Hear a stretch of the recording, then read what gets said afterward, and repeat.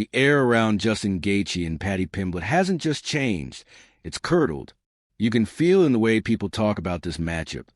There's a frantic, almost desperate energy behind the analysis. When you hear fans or fighters say they hope Justin stays away from the party lifestyle and focuses on his training, they're not just offering friendly advice. They're expressing a deep-seated fear that the most violent man in the sport might be losing his edge at the exact moment the machine is looking for a reason to replace him. This isn't just a fight for an interim belt. For Gaethje, this feels like the final stand in a life defined by high-level car crashes. Everyone keeps pointing to his inconsistency like it's a simple flaw in his technique. But at this level, inconsistency is rarely about a missed block or a slow jab. It's about the psychological weight of coming so close to the mountaintop and falling back down until your bones ache from the impact. When the lights hit and that walk to the cage feels longer than usual, the scars that don't show up on tape start to itch. Tony Ferguson wasn't talking about takedowns when he looked at this fight. He was talking about the mental explosion that happens when a man realizes he's staring at the last door he'll ever get to kick down. If Gaethje realizes the building is collapsing, he might just decide to take the whole system down with him. Meanwhile, you have Paddy Pimblett, a man who walks into the arena like the universe is personally cutting him a check. That kind of confidence is terrifying because it's untainted by the kind of trauma Gaethje carries in his marrow. Paddy doesn't flinch because he hasn't been broken yet. He hasn't had the belt snatched from his hands in front of millions of people. He hasn't had to rebuild his identity after a devastating knockout. He improvises, he smiles, and he treats the most dangerous division in history like a playground. Veterans hate fighting guys like this because you can't prepare for someone who doesn't respect the danger. But you have to ask yourself, why was his path cleared so quickly? Why does it feel like the red carpet was rolled out while other, perhaps more deserving contenders were left waiting in the wings? A lot of people are sleeping on Justin, calling it an easy night for Paddy because of the grappling disparity. They say Justin is a D1 wrestler who chooses not to wrestle.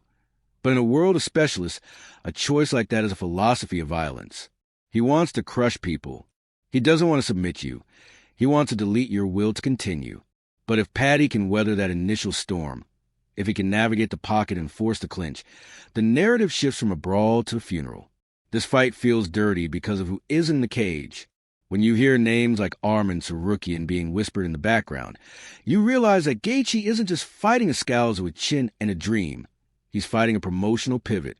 The system doesn't like being embarrassed, and right now, the system seems very invested in the idea of Paddy Pimblett as a champion. It's more profitable, it's more marketable, and it's a better story for the casual observer. But Gaethje has spent his entire career being the guy who ruins stories. He is the ultimate spoiler, the man who turns a planned coronation into a bloody, unrecognizable mess. And yet, there's this quiet paranoia settling in. Every time an analyst says the interim belt won't be defended, it sounds less like prediction and more like a prearranged script. They're already talking about the winner fighting Ilia Topuria, as if the violence of January 24th is just a formality. But bridges get burned after you cross them, and I can't help but wonder who benefits if this ends a way that feels fast, controversial, or entirely broken. If you're starting to see the cracks in the narrative like I am, and you want to stay ahead of the curve as we break down the political theater and the raw violence of the fight game, make sure you hit that subscribe button right now. We don't just look at the highlights, we look at the strings being pulled behind the scenes. If you want the truth about how these matchups are manufactured, and what they mean for the souls of the fighters involved, you're in the right place. Subscribe now so you don't miss the fallout when this bomb finally goes off. Alex Volkanovski, a man who knows more about the pressure of the throne than almost anyone, hesitated before he spoke about this fight. That pause should scare you. It wasn't a pause of tactical analysis. It was a pause of uncertainty. Even the greatest champions recognize when variables are being introduced that don't show up on a spreadsheet. Momentum is a real, physical force in the UFC, and right now, Paddy is riding a tidal wave that seems to defy the logic of the rankings. Uriah Faber talks about the chaos that Justin Gaethje built with his own hands, but homes get old and foundations crack. When a younger, hungrier fighter walks into that house without fear, they don't respect the walls. They test them. Gaethje isn't just worried about losing. He's worried about being used as a stepping stone for a fad. Because in this business, Spoilers don't get rewarded with gratitude. They get erased. They get moved to the back of the line, while the entertainers take the stage. Eddie Alvarez's warning about this fight carries a different kind of weight. He knows that you can fake intensity in a gym, but you can't fake the moment your lungs start to burn and the man in front of you is smiling through a broken nose. Justin Gaethje drags his opponents to places they didn't plan to visit, dark, suffocating corners of the mind where technique fails and only grit remains. But what happens if Paddy actually wants to go there? What if he's been waiting for someone to finally take him to the deep end? People laugh when Paddy says he's going to stand and trade with Justin, but that urge doesn't come from a place of ignorance. It comes from a belief that Justin's chin is a debt that is finally coming due. When fighters say they never want to fight Gaethje again, it's not just because of the physical pain. It's because surviving him changes you. It leaves a mark on your soul. Paddy is walking into that fire voluntarily, and either he's the most courageous person in the building, or he's been told something the rest of us haven't heard yet.